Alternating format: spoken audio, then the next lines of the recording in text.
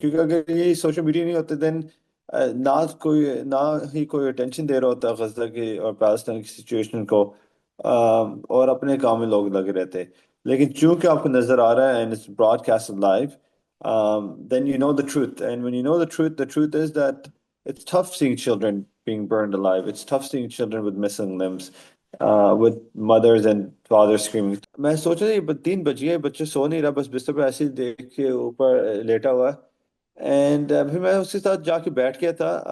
He was like around 5 years old, and मैंने देखा था कि लाइक उसके पास ऐसी कोई भी नहीं है, like he just looking in फिर बाद में समझ आई थी कि he was in incident from mass casualty event, और उसकी फैमिली चली गई है। So a kid who was sleeping with his mom like a week ago और yesterday, अब है ना वो अकेला सो रहा है, and she has no one to comfort him. As part of a Muslim identity, you can't forget hope, right? Because when there's darkness, you have to have hope, and it's part of us being Muslims. We can't give up. क्योंकि ये देखिए, अभी इन्होंने genocide किया, their biggest weapon is your silence. The more silent you are, that's your biggest weapon. The more you don't boycott, that's your biggest weapon. So, in any face of adversity, you have to be like the Palestinians. You have to keep fighting. At the same time, do not live this life for yourself, because this life is given to us. Live it for the people around you, the people you love, and for the Muslims as well. तो ये देखिए, बात याद रखें, and हर चीज जो आप करते हैं अल्लाह ताला के लिए करते हैं. You don't do it for anybody else. You don't do it to please the next person. और इसलिए मैं कह रहा हूँ कि in regards to the Palestinian cause, please boycott as much as you can. There's no need to drink Coke. There's no need to get even Tim Hortons coffee. I don't even get anymore. Starbucks is debatable, but I still avoid it because I don't want anything to do with them. Um, at the same time, boycott as much as you can. KFC brands, even though I know there's last year when we were entering was deliberately targeted with Israeli airstrikes. हम में से बहुत सारे लोगों ने जंग के मैदान नहीं देखे, और नस्लकुशी देखना तो बहुत दूर की बात है। लेकिन हम हर रोज़ अपनी जंग लड़ते हैं, अपनी सर्वाइवल की जंग लड़ते हैं, चाहे वो एंग्जाइटी हो, करप्शन हो, इनजस्टिस हो, अब किसी प्यारे का रूठ जाना, किसी प्यारे का इस दुनिया से रुखसत हो जाना। हम हर दिन अपने आप को इकट्ठा करते हैं, फिर से नए सिरे से अपनी ज़िंदगी जीते हैं और अब सर्वाइव करते हैं। Most of us have never experienced war zone, what it is to be in a war zone, yet alone genocide. But every day we fight our battles, be it depression, be it anxiety, be it loss of a loved one. And every day we gather ourselves and start a new journey in a world which doesn't slow down. मेरे साथ आज जो guest हैं उन्होंने दुनिया के बदतरीन war zone में सर्व किया है। ये एक मेडिकल डॉक्टर हैं जिन्होंने अपने आँखों से जेनोसाइड देखा है, होते हुए देखा है, और उसे उन इलाकों में सर्व किया है। गज़ा के बारे में हम जो कुछ भी जानते हैं वो हमें या तो मोबाइल स्क्रीन पे नज़र आता है या टेलीविज़न स्क्रीन पे नज़र आता है, रिपोर्ट्स हैं, but this doctor has witnessed it himself. Doctor Mohammad Rizwan Minhas. He has served in Gaza, in one of the most worst battlefield conflict zones, while genocide was taking place. Dr. Mohammad Rizwan Minhas, he is specializing in sports and regenerative medicine. He is also experienced in emergency medicine. इसके अलावा global humanitarian causes पे ये बहुत ज़्यादा passionate हैं। ये also board member हैं refugee girls के। और आज हम इनसे यही सवाल पूछेंगे, we will ask doctor Rizwan, what does resilience means beyond conflict zones, beyond the buzzword, when you are in an area where survival is second by second. I am Bisma Mirza. Let's welcome Dr. Mohammad Rizwan in Mukawim, Gaza Tales, A Tale of Perseverance. Assalamu alaikum, Dr. Saab. How are you? Sam, thank you so much for having me, Bisma. I appreciate it. I think the more we raise our voices for this, ज़्यादा अच्छा होगा लोगों को सुनना, और बस सुनना नहीं, अमल भी करना ज़्यादा अच्छा होगा. Anything we can do for the cause, for the oppressed will help. But thank you for having me. A pleasure is mine. बहुत शुक्रिया. Thank you so much for agreeing to be part of Mukawim. Dr. Rizwan, my first question, like I asked in the intro, what does it mean? What does resilience mean in conflict zones like Gaza? Yeah. मैं अपनी बात नहीं करूंगा या doctors की बात नहीं करूंगा क्योंकि हम ज्यादातर इसी वजह से जा रहे हैं क्योंकि there is a genocide going on, and the problem is when there's a genocide going on, they have control of land, air, and sea on the people of Palestine. And I like saying Gaza, but we can't forget they're Palestinians, right? So I don't want Palestinians forgotten in this word. So it's Gaza, Palestine. Um, so when you have blockade over land, sea, and even like air, the problem with that is there was this blockade of material that can go in even before the genocide started. Like in genocide ke baad, तो obviously you have a blockade in food supplies, in medical supplies, as well as anything that may be needed for like these hospitals. There's a blockade, and in fact, there's also a blockade of medical doctors from getting in. So you're lucky if you can get in now. 9 out of 10 doctors got blocked. And that, if you face such a disastrous and such a like such an apartheid state, then resilience is defined by the people of Palestine. क्योंकि वो अभी से नहीं शुरू कर रहे थे showing their resilience. They've been showing resilience for the last 55 years, लेकिन हमने notice नहीं किया, unfortunately. So resilience is defined to the people of Palestine, and most of the resilience they get is from their faith. I know there are some Christians over there, लेकिन काफी मुसलमान भी हैं, and the way they practice Islam is I've never seen anything like this before. Every child in the family is Quran Hifz. In fact, I was there during Ramadan, and one of the child was actually leading the Tarawih. And they have faith in Allah that actually helps feed their resilience. Hmm. I think this is something which Dr. Jawad in our previous interview, he also mentioned that they get their strength from faith, and that's something which we definitely have to reflect. Doctor Dr. Rizwan, what made you go to Gaza? What made you decide that you have to go and serve in the conflict zone? Acha, so alhamdulillah, like I think if given the opportunity, anyone should go. See people suffering on your TV screens and Instagram, I'm glad that, we have a social media where we know the truth, right? क्योंकि अगर ये social media नहीं होते then ना ही कोई attention दे रहा होता गजा की और पैलेस्टाइन की situation को और अपने काम में लोग लगे रहते लेकिन चूंकि आपको नजर आ रहा है and it's broadcasted live, then you know the truth, and when you know the truth is that it's tough seeing children being burned alive. It's tough seeing children with missing limbs, with mothers and fathers screaming. तो उसी वजह से उनको देख के obviously हम as Muslims, when one person bleeds, we all bleed, right? तो उसी होप में मैं गया था कि अगर मैं थोड़ी सी मदद कर सकता हूँ मैं जाके मदद करने की कोशिश करूंगा as a physician. I can use my experience to help out. लेकिन I was wrong because जब मैं उधर गया था मैं अपनी उनकी मदद करने गया था लेकिन in return I feel like उन्होंने मेरी मदद की थी ज़्यादा. तो ना फेथ के अंदर मदद की थी ज़्यादा, मुझे सिखाने में ज़्यादा मदद की थी क्योंकि मटेरियल्स तो है ही नहीं थे काम करने के लिए. तो the way they were so innovative, I feel like मैं मदद करने गया था लेकिन in the end result I was the one who was helped. Hmm. I think ये जो जब भी ये कॉजेस पे हम काम करने जाते हैं it's always two way street.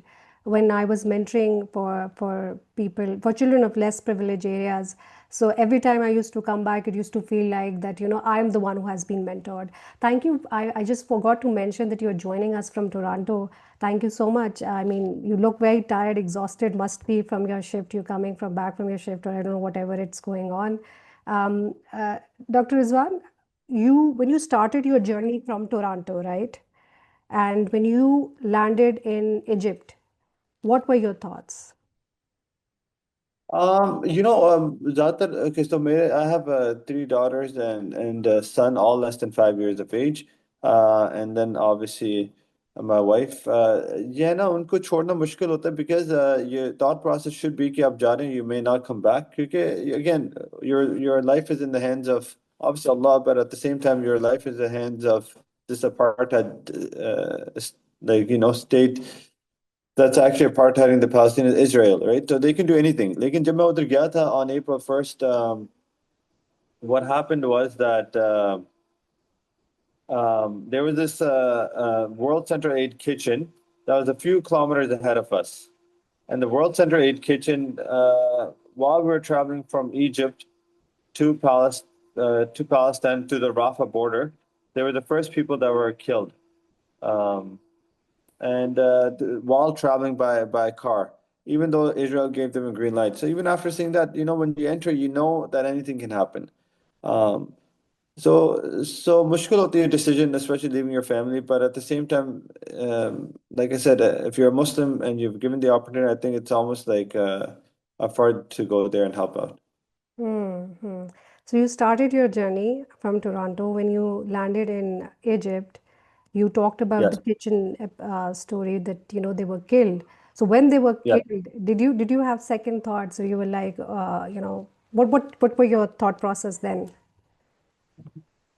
Thought process was कि dua पढ़ते रहो, and if anything happens, at least you'll end up shaheed, right? That's it. Because लेकिन funny बात है कि डर नहीं लगता, because आपके इर्द गिर्द you have such these जो उनसे Palestinian लोग हैं, they have such amazing faith कि they're ready to be martyred in the name of Islam. तो जितना उनका faith और खुशी नजर आती है, regardless जो मुश्किलात से वो गुजर रहे होते हैं, तो it actually helps your faith. तो uh, अभी मैं सुन के थोड़ा सा लगता है डर, लेकिन when you're there बिल्कुल नहीं है. It's just different. You have to be there to understand it. तो काफी different सी feeling उधर आती है. इतना डर नहीं लगता जब उधर होते हैं. So a lot of times you talked about faith, and I would definitely come back to that. When you reached Rafah crossing, were there any Yes. was there any clearance? Did anything happen during that process? Yeah, it's a good question. लेकिन जाने से पहले भी है ना, there's a clearance. तो funny बात है कि even though you're Canadian, Egypt, you need to apply for an Egypt visa, which I don't know why they did that. Maybe they did that to make it more difficult to get in. लेकिन I had to send my visa in. Normally, Canadians don't need a visa, but this time we have to send our passports into the interior consulate, Egypt consulate. And they have to give us a visa. तो जब उधर जाते हैं, you're crossing the Rafah crossing. They have cameras within the crossings, and फिर, if you dig deeper, you ask people around, and those cameras are actually controlled by Kogat, which is basic in Israel, or controlled by Israel, not Kogat, but controlled by Israel. And I feel like they're monitoring your moves as soon as you enter the Egypt-Palestine border. तो एक तो वो थी, और and while you're actually entering the crossing, you see thousands of trucks. I have videos saved for this as well, but you see thousands of aid truck that people paid for, and they all were at the border. None were allowed to enter. So that's what I noticed at the border. Okay, okay. So nothing with your luggage, nothing they checked there, और कोई ऐसा चीज नहीं थी जो उन्होंने नहीं आपको ले जाने दी हो, ऐसा कुछ नहीं हुआ? अच्छा, ये अच्छा सवाल था. जब एयरपोर्ट पर लैंड करते हैं उस वक्त चेकिंग होती है, लेकिन अगर सच बताऊं, Egypt has some Muslim people as well, even though उनके ऑर्डर्स डिफरेंट होते हैं कि इनको कुछ ना लेके जाने दें, मेडिकल सप्लाईज ना लेके जाने दें. But at the end you have some Muslims, right? And the Muslims who are handling the luggage, and they have sometimes you find some people that just throw a blind eye. So I was one of the lucky ones. They threw a blind eye to my luggage and the aid that I was getting through. So just like Dr. Jawad, you were also the lucky one. I think he Yeah. said, so one of your colleague, I think, got scrutinized. I think, yeah, yeah. Okay. Many are got scrutinized. उसके बाद तो जब अमन Jordan अमान का border खुला था, they won't even let baby formula come through. So, Hmm. and that's because who they are, right? But at the same time, अगर देखा जाए Egypt के अंदर, even though the government is I would say not hasn't done enough. In fact, they should be penalized for not doing enough.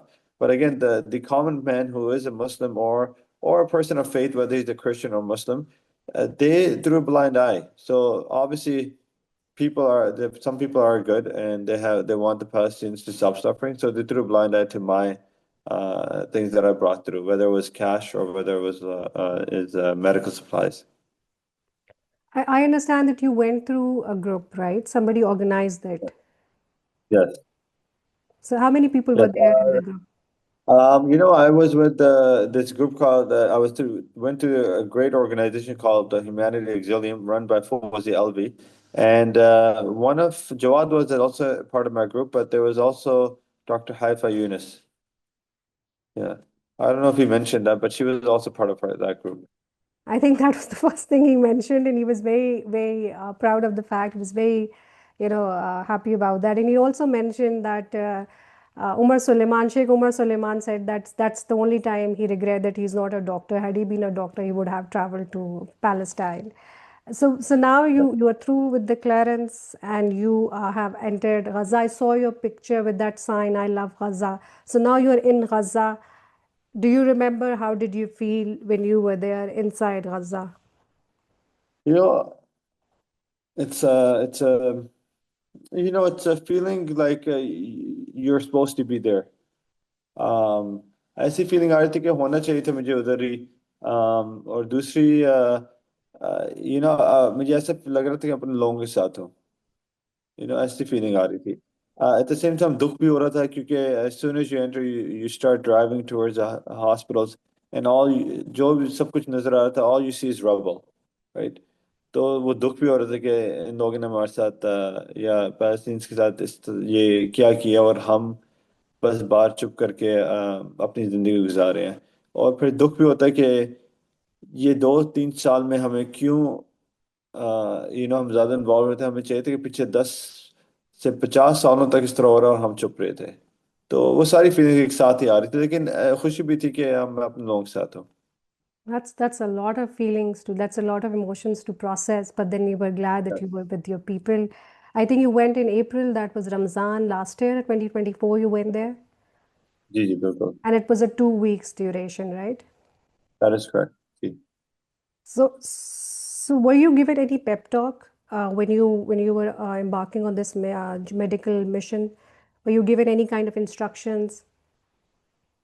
We were given instructions. We have a pre entry meeting with some health organizations as well, and that's it. They give you a small pep talk just to tell you to stay out of harm's way. कि इधर कोशिश करें building से ना निकलें क्योंकि कुछ भी हो सकता है। And obviously उनको पता है कि कुछ भी हो सकता है। Despite Israeli giving you the clearance, जैसे मैं बता रहा था कि जब गाड़ी ले एक जगह से दूसरी जगह लेके जाते हैं उनको कॉल करके बताना होता है कि हमें ग्रीन लाइट दें कि हम जाएं और हमें है ना डू नॉट बाउंड बस। Despite them giving us the clearance, it doesn't mean much क्योंकि मैंने आपको अभी बताया कि there was a Canadian Jacob Flickinger.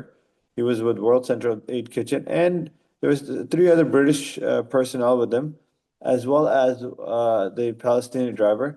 They were just a few kilometers ahead of us on the same day, and despite giving them the green light, they bombed people trying to deliver food. So this that was the pep talk we were given. Just follow instructions, but instructions don't mean much over there. Yeah, it sounds more like an illusion, that, you're just going to inform them and you'll be safe, but it's like an illusion. So could you walk us through that journey, the first day in Gaza? So you entered Gaza, and since you have a lot of ample experience in emergency medicine, definitely you're going to be placed in emergency, right? So you're there, that's the first day in Gaza. What did it feel like? What did you hear? What did you smell? And what did you experience? You know what? As soon as you enter Gaza, you're happy, you're there. As soon as we went straight to the hospital called the European Gaza Hospital or European Gaza Hospital, and my experience there was it's like nothing you've seen before because the hospital was completely packed, and it was packed with mainly families, children, and mothers, um, and fathers, but they were cramped close to the hospital because उनको लग रहा था कि the safest place is the hospital because they bombed every other place, right? And you're not safe anywhere else, despite them saying that this is a safe zone in quotation. So every family is around the hospital, and बाद में पता चला था कि वो hospital को ही bomb करें. So that was that. The other thing is when as soon as you enter the hospital, you smell blood, and it's hard to forget that smell of blood over there because yeah, you can see it on a screen, but at the same time, when you smell it and when you're there in person, it's just different. Um, Besides that, yeah, there's no place to live, so everyone's sheltered in the hospital. Like every single corridor, there's a family staying. Every single stair step, one stair is per family. There's a family staying. So it was nothing like you've seen before. The hospital is overcrowded and understaffed. So this is your first day and you enter in hospital. It's mere chaos. There's blood everywhere. People are actually surviving for their life, and the infrastructure is failing. You don't have much of the equipment.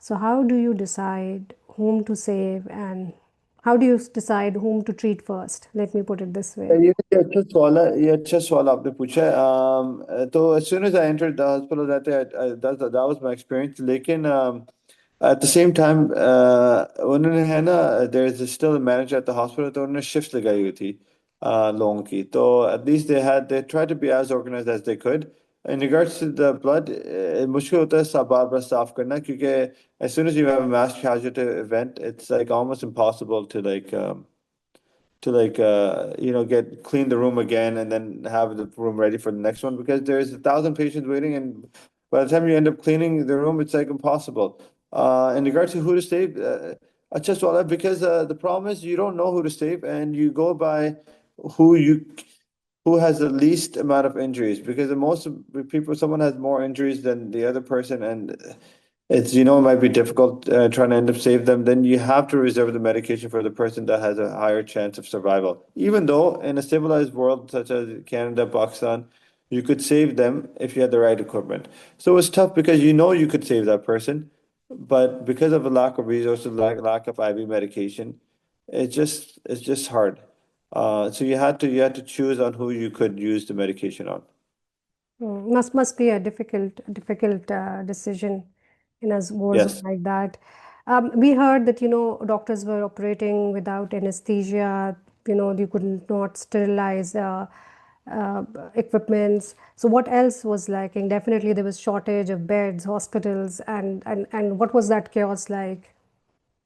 मैं आपको बताता हूँ क्योंकि ये देखिए ना एक तो there is a lack of anaesthesia लेकिन there is a lack of medication तो you have there's a lack of medication there's a lack of water when the water is not there you have contaminated water so every third person that I saw had yellow eyes right from likely hepatitis because of contaminated water इसको side पर रख दे दूसरी बात ये है कि then you have diabetics people with heart disease जो लोग इन चीज़ों के बारे में भूल जाते हैं then you have people with terminal illness people with chronic kidney disease they don't have any access to medications so you would also see them coming because देखिए ये 2 साल से हो रहा है not having medication for about 1 to 2 years you end up with heart attacks because when you're a diabetic you're more prone to heart attacks anyways and if your diabetes is uncontrolled it's a recipe of disaster so you had people coming in sometimes who were just unconscious. And I knew why they were unconscious because they're likely in diabetic ketoacidosis.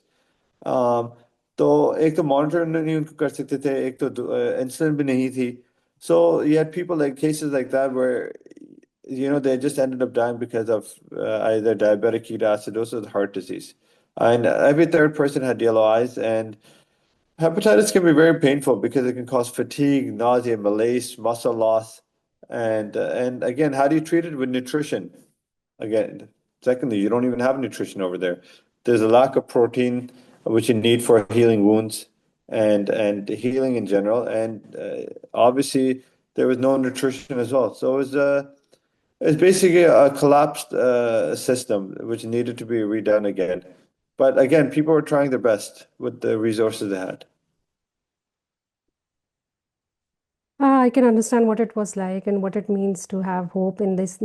I can understand only. I don't know what it really means to have hope and what it means to survive in these circumstances.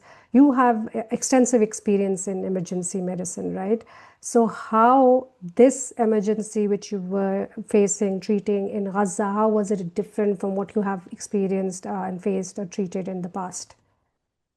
Yeah, so Bisma, I actually do like sports medicine and primary care, and I do hormone replacement therapy. Emergency medicine can I've worked about for a year in Canada, so it's an experience thing. Lekin, because of Gaza, I actually started doing more. Now I'm doing like a small like fellowship in ER.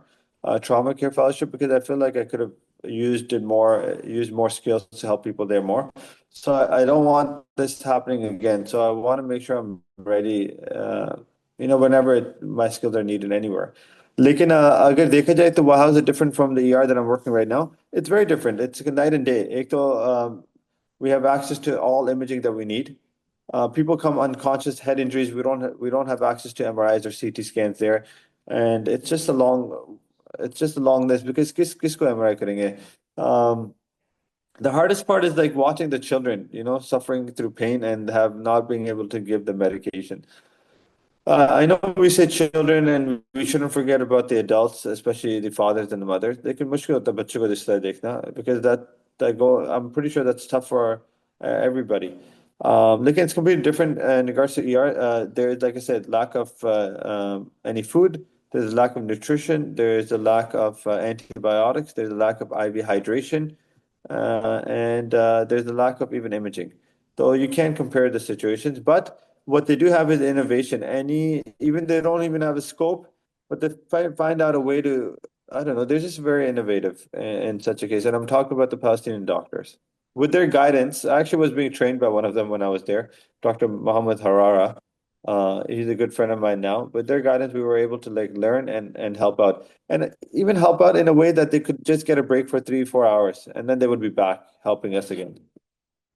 Okay, okay. So did you come close to breaking point? I mean, did you have that moment that no, I cannot handle this anymore? And then came back again you started working again. Um, दुख होता है. It was just shocking to see कि इस तरह क्यों हम होने दे रहे हैं. Like, why is this even happening?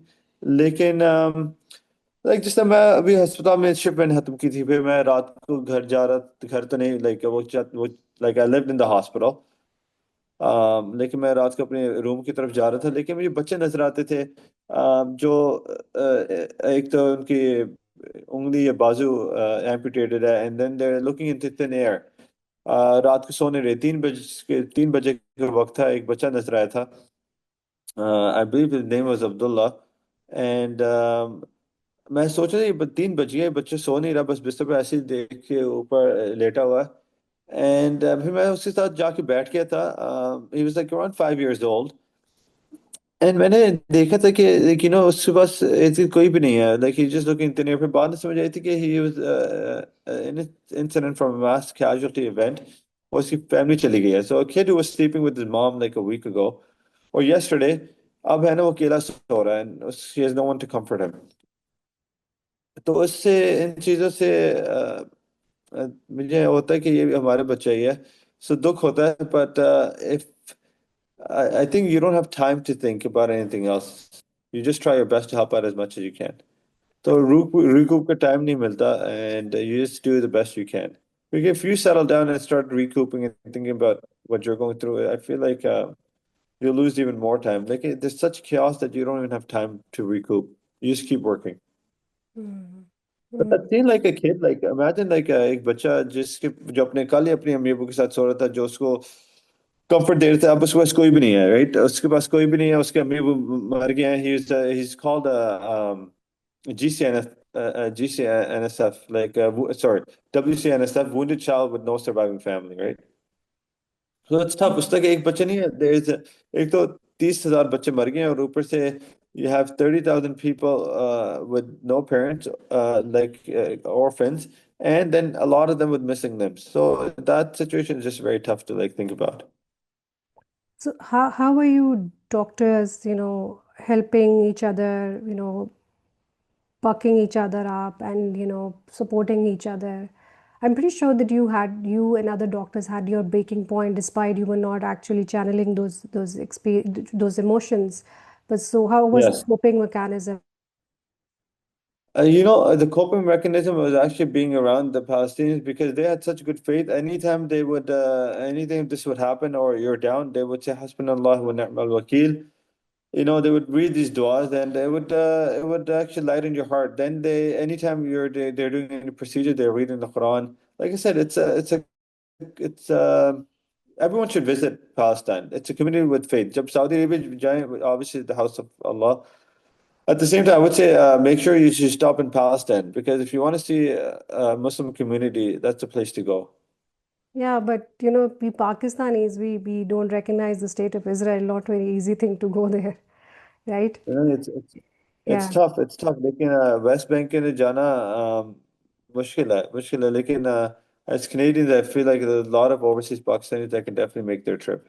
Yeah, yeah. Overseas with dual citizen nationalities, they can definitely go, but not people Pakistan with our passport. It's ji ji only Pakistani passport. It's not easy. Um, ji. Unless you're Senator Mushtaq, right? unless you're Senator Mushtaq or you have been hijacked in international waters, so definitely you can go there. Um, ji ji so Dr. Rizwan, you were there for 2 weeks, right? And that was the ji. Ramazan. That was the time of Ramazan. So how That's different was your Ramazan? How do you observe Ramazan in your country? I mean, whatever you call home in Toronto or Pakistan, how do you observe Ramazan there? Ramadan in Toronto, Toronto has a really big Muslim community. तो इतना मुश्किल है उधर है ना हर every few kilometers there you can find a masjid. तो इतना it has a good strong Muslim community. इतना मुश्किल नहीं पाकिस्तान की तरह तो नहीं कह सकते लेकिन it's still pretty convenient. लेकिन पूरा दिन काम में लग जाते हैं तो इतना पता नहीं चलता. लेकिन the Ramadan over there was something you can't forget, and the people you had Ramadan with you can't forget. Because I felt like I don't know, I felt like we were closer to Allah at that time while we were there. But उससे तो वैसे ही पानी पीने का डर लगता है. तो because मैं बता रहा था ना कि तो पानी है ही नहीं और जो पानी है वो है ना डर लगता है कि हेपेटाइटिस ना हो जाए. सो उससे है ना उससे भी मदद मिलती है लेकिन it's just different. You can't forget it over there. The tarawih that these kids were leading and the faith that they had, it was tough. It was something you can't forget. And I don't know, it's just an experience in itself. Lekin, yes, the Toronto, Canada, I would say compared to Pakistan, lekin over there, it's just different. Hmm. Hmm. Ajay, Dr. Rizwan, you talked about faith a lot. Faith as a Muslim, we have faith, we believe in our faith. And so, what is so different about that, about the faith Palestinians are practicing? I mean, what is so different about their conviction? We also have Hafiz in Pakistan, we have Hafiz in Muslim community. So, how come they are so different? And how come, when I'm saying that, please understand that religion is used as a commodity here in Muslim countries, or generally emotions and religion is sold, right? So how come their faith is so different? ये अच्छा सवाल है. It just feels like they actually read and understand the Quran. So I feel like जो हम पढ़ते हैं we है ना we should read it with translation and understand, but not understand only but follow it. When I talk about मैं इसी faith के बारे में बात करता हूँ क्योंकि मुझे समझ नहीं आ रहा और किस तरह डिस्क्राइब करूँ क्योंकि जिस तरह उधर कॉमनेस होती है लोगों के अंदर डिस्पाइट के उनकी फैमिलीज मर रही हैं एंड they're being bombed. लेकिन उनका अल्लाह पर इतना ट्रस्ट है कि they're always smiling. And even औरतों की बात की जाए even though I was there for so long I hadn't seen any like these Muslim women who's I could even say I saw a strand of hair. They're just practicing. And not that that matters a lot, but over there for them it does, and they're just I don't know. It's just I can't otherwise. I don't know. I can't describe the situation any other way because there's something that's holding them strong and together and keeping them resilient and happy. And the strength that I see through those people, I've never seen it before. So when you yeah, there must be another added spiritual force to them. So that's why I keep bringing up faith, and I do think it's because of their conviction to Islam and the way they practice and understand the religion. Absolutely. And the reason I bring up this question is because that's what you also experience. I mean, thank you. You pointed out that you could not see a strand of hair. So when we are seeing these pictures, we also realize how come their hijab is so intact.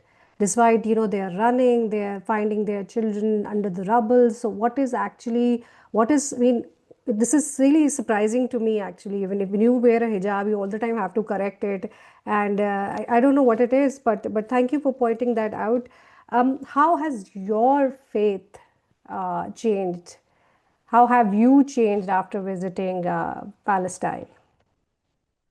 Uh, after visiting Pakistan मुझे थोड़ा सा ignorance अपने के अंदर नजर आया था कि मुझे है ना ज्यादा पता होना चाहिए था कि हो क्या रहा है before even the genocide started. तो कि मैंने थोड़ी सी हिस्ट्री है जो सारों को पढ़नी चाहिए, क्योंकि लोगों को पता होना चाहिए कि ये इसराइल बना किस तरह था और किस वजह से बना था, और पैलेस्टाइन कितने सालों से उधर है और लोग कितनी देर से तगड़ो लड़ाई कर रहे हैं फॉर देयर ओन आइडेंटिटी। तो अभी चंद नेशन ने पाकिस्तान को रिकग्नाइज शुरू किया हुआ है, लेकिन at the same time it should have been recognized and people should have been fighting along with the Palestinians like 50 years ago. तो अभी हम काफी लेट हैं जो everyone's jumping on the bandwagon, लेकिन it's better late than never, right? Better late than never. Uh, Absolutely. so in Absolutely. regards to like faith and stuff, I started by at least doing my prayers and stuff. I started by make a small sacrifice. मैं इतना कुछ नहीं कहूंगा कि मैं बड़ा हूँ, लेकिन कनाडा में everyone's a slave in Canada। मैं सच बताता हूँ because the housing market over here is insane. So you buy one house, the cheapest house is $1 million, right? You buy one house, you're paying a mortgage off and you're paying interest on it for like, I don't know, the next 30 years. So I actually came back, even though I have a family before, I downsized my house, tried to get rid of my mortgage so I don't have to pay interest. I changed that. The other thing I changed is I'm trying to get my kids to understand, like read more, understand what's going on in the world, even though they're all less than 5. I feel like once you're reading in front of them, it's not, there's never a young age to start. So I'm doing that. At the same time, I'm speaking more about the cause, right? Um, and while in regards to religion, I'm making sure I at least for their worth, we need to you need to do the best you can, and if you can't go there, you should do your daily prayers and pray for them every single prayer. Absolutely. The basic, the minimum you can do is definitely that. Dr. Raswan, Yes. how do you define hope in these how did you experience hope in these circumstances when actually the hope is crumbling, it's falling apart? How are these how are Palestinians building hope, I mean keeping hope alive in such circumstances? Um, I think ये तो मैं बता रहा हूँ कि as part of a Muslim identity, you can't forget hope, right? Because when there's darkness, you have to have hope, and it's part of us being Muslims. We can't give up, and when we see some oppression, we stop it with our hands. And if you can't stop it with your hands, you stop it with your words. And if you can't stop it with your words, you must despise it and pray against it. So, as I said, part of your identity of being a Muslim, you always have to have hope, and you keep trying your best. What would you tell ordinary people who are not like us, me and you, who are living in countries, places where the genocide is not taking place, but definitely injustice is there, and they feel in everyday life they're doing, for instance, a woman struggling to have a child, a young person struggling to have a job, or trying to survive this very harsh world. What would you tell them? What hope would you give to them? Most of the time, and if you talk to women especially, they will the way they speak, and I'm not undermining their whatever their life experiences are that they feel that they're under siege, and they have it all. They're full till here, filled till here, and they just can't go on, cope on whatever life experience they are going, whether it's domestic abuse, whether it's emotional abuse, and same goes for the youth. They don't find hope in their leadership. They don't find hope in whatever country they are living in. So what would you tell to them? What lesson would you share with them?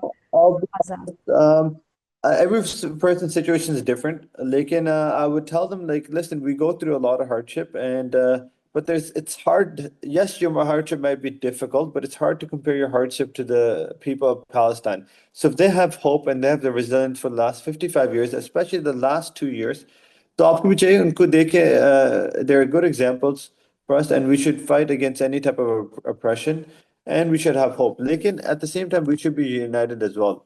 क्योंकि ये देखिए, अभी इन्होंने genocide किया, their biggest weapon is your silence.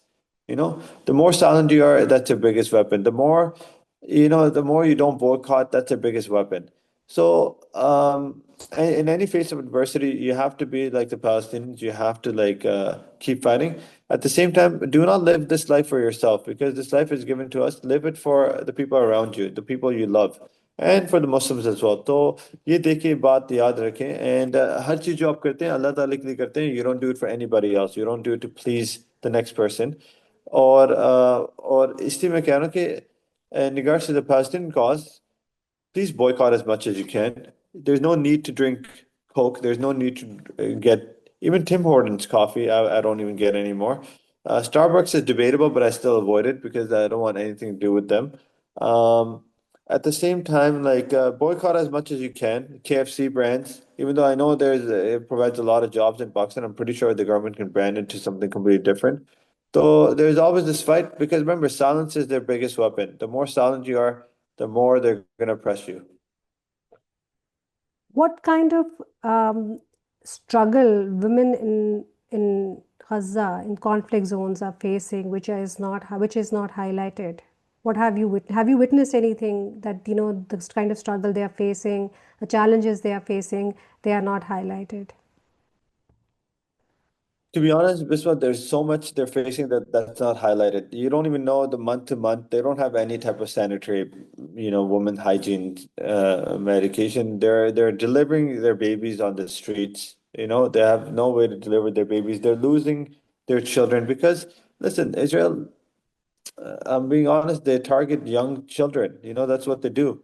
And that's why they have these Gaza Humanitarian Foundations so far apart because only young children and young kids can go there. The major thing that they're facing is they raise their kids with love and they put everything and anything into their kids. And a lot of Western people can't relate to them because in the Western world you have daycares, right? These people don't really believe in daycares as much. They raise their kids with their own hands. They teach them to be strong, and they actually teach them everything they need to know. And then having a kid like just blown apart into bits, it's hard to it's hard to comfort them. But the only one that can comfort them is Allah and stuff, right? So what they're going through is tough from the fact that they're losing their children. Secondly, from a month day-to-day basis, they have a lack of food and women hygiene products. And thirdly, it's it's a tough life because their home's been taken away from them. And that's what women love. They like to be in a place where they can raise their children and it's been taken away from them. So it's just hard to decide. They're going through a lot of hardship, but hopefully in the next few months to years we can rebuild again. Inshallah, inshallah. Do you find resentment among the people of Palestine for the Muslim brothers, Muslim or Muslim countries? I think they anytime I've been there, they've been so like loving. They appreciate it so much that we're there. I think they don't find resentment. They just want us to join them. So I don't think it's in their hearts to resent us. They know that the leaders have let them down, but I think they know that the public population loves them, as we do. We do love them, and they just want us to know that they're humans and they exist. What do you want? And it's Yeah, so yeah, small, right? The word is so small that we exist because to be honest, they were forgotten. 50 साल yeah. से लोग लड़ रहे हैं and अकेले लड़ रहे हैं. तो वो वही दिखाना चाह रहे हैं कि हम जिंदा हैं, हम इधर हैं और इधर ही रहेंगे. और बस दुनिया को ये बताएं कि हम भी we're humans because Israel does not treat them like humans and they can get rid of them any day they want, any second they want. So they want people to know that the struggle we're going through is tough, but we're humans as well, and to join in on this battle because it would not only save them, but save the world. Hmm. Hmm. So, what do you wish policymakers or journalists understood about what's actually happening inside those hospitals? You know what? I think they know. I think they know, but there's a big lobby, whether it's in the States, Canada, or even Pakistan now. There's a big lobby against it. I think the policymakers know what's going on, but I think they need to sit down with the people who've been there, right? Because again, journalists were not allowed in Gaza. Only you have medical doctors that were there, and we were I guess, the interim journalists. So I think they should sit together with the doctors that have been there so they know exactly what the truthful situation is. In regards to policies, I think any policy should be, and listen, any country that commits a genocide should be dissolved. And I know Israel has the right to exist. The problem is that it does exist. What I'm trying to say is any country that commits a genocide should be sanctioned. So any policy that sanctions Israel to prevent this from happening again should happen. And that's simple. I don't care if it's Israel, the States, Pakistan, America, Afghanistan, India, China. Anyone who commits a genocide should face the same consequences that a country is convicted of doing a genocide, and that's sanctions. Okay. Okay. And yes, Israel has a right to exist, but not at the expense of another country, of another population. Dr. Rizwan, if a Yeah. young woman or a youth, a young man, adult man want to serve in humanitarian crisis, what mental and emotional preparations would you tell him, her to build first? It's a good question. Sometimes, this humanitarian crisis is different from any other one that I've been to. It's hard to prepare for something like this because it's just difficult. They've never been like this. How many Holocausts has there been, right? So this is a Holocaust in itself. Okay. And in order to prepare for this, it's just hard to prepare. I don't think there's a way to prepare for this. I think you should just be strong and know what you're getting yourself into. And it's not for everybody, but it's also tough to look away because I want to know exactly what's happened to the people so I can get justice for them. So for preparation, it's just a tough question. I don't know how to answer this one, but it's a tough one because the situation is very rough. I asked this question because I realize, I mean, in your intro, it's mentioned that you have extensive emergency medicine experience. So, what I've understood is something related to do with emergency rooms. So, if somebody has to take part in that and they are not from medical background, what can they do other than just relying on hope, and what emotional strength they have to build? Okay. So in that regards, listen, there's doctors is just one thing you can do, right? Medicine is just one thing to do, but medicines are there just to like repair a wound. Medicine, you can't end a genocide, right? So besides medicine, there's so many other things you can do. You don't have to be in a hospital setting to help out. You can be in a political setting to help out. I think politics it's probably the number one thing that can help these people. But at the same time, I think before you go to such a situation, just have the knowledge about it, right? See what's going on, understand the history, um, and honestly, then figure out what's lacking in that area and try to fill the shoes as best as you can. Okay. I want you to speak to my Pakistani audience, look in the camera and speak to them and tell them what can they do how to help doctors like you and people of Palestine other than just hashtags and other than sympathy, what else can they do? ये अच्छा सवाल आपने पूछा क्योंकि देखिए हम सब पाकिस्तानी है एंड पाकिस्तान बना था इस्लाम के लिए one of the few only nations that was built on the values of Islam. तो मैं ये बताना चाह रहा हूँ अगर हमारा एक मुसलमान इज इन पेन या ब्लीड कर रहा है तो हम सारे मुसलमान को पेन में होना चाहिए तो उसके लिए हमें क्या करना चाहिए अगर आप जा सकते हो तो जाना चाहिए जो मुश्किल है क्योंकि फिजिशियंस उधर नहीं जा सकते पाकिस्तान से और दूसरी बात है तो अगर उधर नहीं जा सकते फिर क्या करना चाहिए गवर्नमेंट पे प्रेशर डालना चाहिए कि not recognize the state of Israel number one and number two boycott their products as best as you can वो चीजें करें जो कर सकते हैं तो boycott their products anything from Israel any brand that's associated with them I would boycott thirdly इस topic पे प्लीज थोड़ा सा है ना पाकिस्तान में चाहिए कि स्कूलों में है ना they should be taught about this topic especially now and have as much knowledge as you can about it and lastly the bare minimum you can do is just pray for them every day. I asked this question particularly because religion यहाँ पे बहुत exploit हुआ है तो दीन जितना exploit हुआ है उसकी वजह से generations मतलब इसमें मैं I don't have facts but I can observe लोग खाइफ हैं लोग जिस तरह से उनको इस्तेमाल किया गया है चाहे वो अफ़गान जिहाद हो चाहे वो दूसरे और जिहाद हो फिर how countries then they take U-turn so religion has exploited them they have been exploited in the name of religion by the state by their local imam. And so that's why I wanted to say, okay, beyond sympathies, beyond faith, if there's something, I mean, I know how what an importance faith holds, but something which actually tells them कि हम ये सुनते आए हैं बचपन से कि मुसलमान एक उम्मा है, और हम एक किसी को एक दर्द होता है तो दूसरा भी फील करता है, I also feel that pain, but जी जी इज बिकॉज ये इतना रिडंडेंट हो गए हैं ना, दीन को इतना मिसयूज़ किया है कि ये सेंटिमेंट्स अब वो स्पार्क नहीं जगाते। जी जी बिल्कुल। नहीं नहीं, आपकी बात ठीक है, बिकॉज लेकिन you have to be in a platform to help, right? तो not everybody can help it. If you want to truly help it, work on yourself, right? Get into positions of power, जिसकी मदद कर सके। Be independent, अपना खुद पढ़ें और लिखें। And you can, if you are not anything then you can't help out. तो अपने ऊपर काम करें, be in positions of power, थोड़ा सा पढ़ें लिखें, and get to those positions where you hold some type of authority, where you can help out and make changes, whether it's in medicine, whether it's in politics, whether it's even a teacher. So get into those positions, and then always speak about this topic. Okay, cease fire के बाद आपको क्या लग रहा है कि क्या होगा, क्या मेडिकल क्राइसिस क्या वो पैदा हो रहा है, और हमें उसके लिए किस तरह से प्रिपेयर करना चाहिए? I'm happy कि सीज फायर हुआ है, लेकिन at the same time it just doesn't make sense जिस तरीके से हुआ है। मुझे काफी खुशी है कि the bombs have stopped falling on innocent children and innocent people. उसकी ना खुशी सारों को है, लेकिन again ceasefire, you had a ceasefire with the people who were committing the genocide।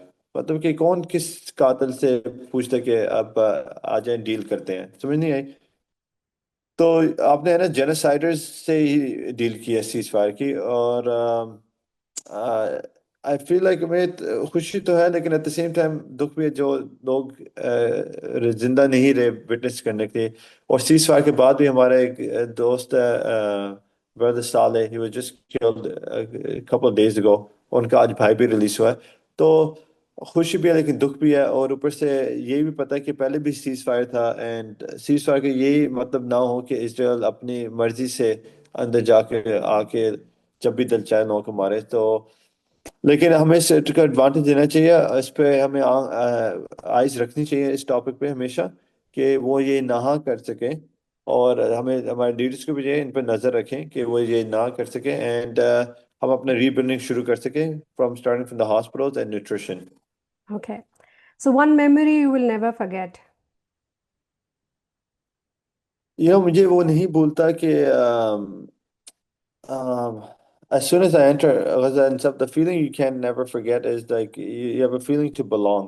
And despite the bombs shaking the whole ground, it's just weird कि सोचते हैं कि शायद बंदा डरेगा, लेकिन you're around your brothers and sisters, the feeling of belonging I can't forget.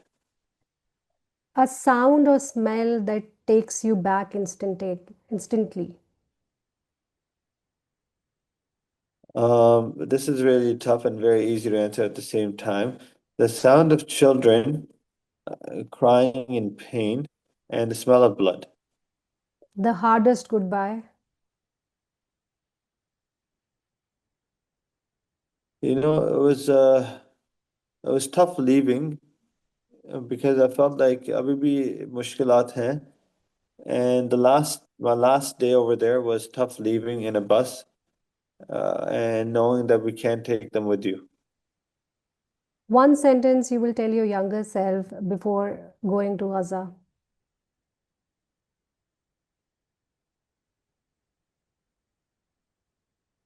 One sentence I would tell my younger self before I went to Gaza.